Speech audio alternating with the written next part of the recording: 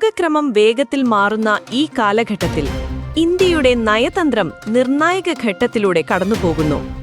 പ്രധാനമന്ത്രി നരേന്ദ്രമോദിയുടെ ജപ്പാനും ചൈനയും ലക്ഷ്യമാക്കിയ പുതിയ സന്ദർശനങ്ങൾ ഏഷ്യൻ രാഷ്ട്രീയത്തിലെ ശക്തി സന്തുലനത്തെ മാറ്റിമറിക്കുന്നതാണ്. ഇതിനു പിന്നാലെ അമേരിക്കയുടെ വ്യാപാര നികുതി നടപടി ഇന്ത്യയുടെ സാമ്പത്തിക തന്ത്രപരമായ വെല്ലുവിളികളെ കൂടി ഉയർത്തുന്നു.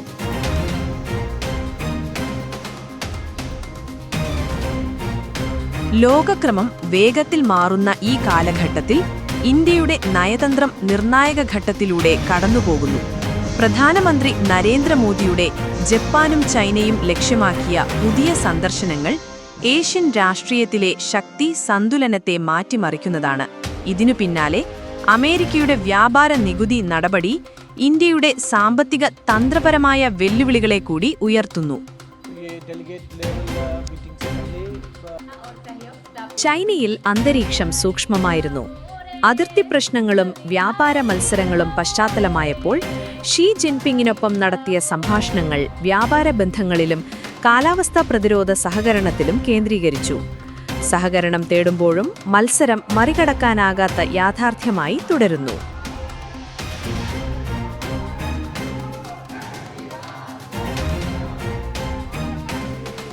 റഷ്യൻ പ്രസിഡന്റ് വ്ളാഡിമിർ പുടിനുമായി കൂടിക്കാഴ്ചയിൽ ഊർജ്ജ സുരക്ഷ, പ്രതിരോധ സഹകരണം, ബ്രിക്സ് വേദിയിൽ ഇന്ത്യയുടെ പങ്ക് എന്നിവ ചർച്ചയായി.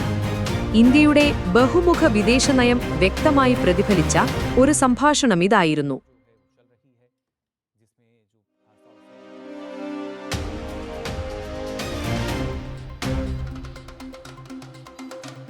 അതേസമയം അമേരിക്കയുടെ പുതിയ വ്യാപാര നികുതി നടപടികൾ ഇന്ത്യയുടെ കയറ്റുമതികൾക്ക് വെല്ലുവിളി ഉയർത്തുന്നു.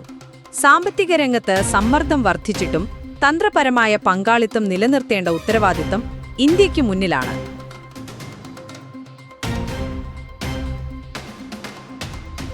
ജപ്പാൻ, ചൈന, റഷ്യ, അമേരിക്ക, 4 മഹാശക്തികൾ, ഒരേ ഇന്ത്യൻ തന്ത്രം.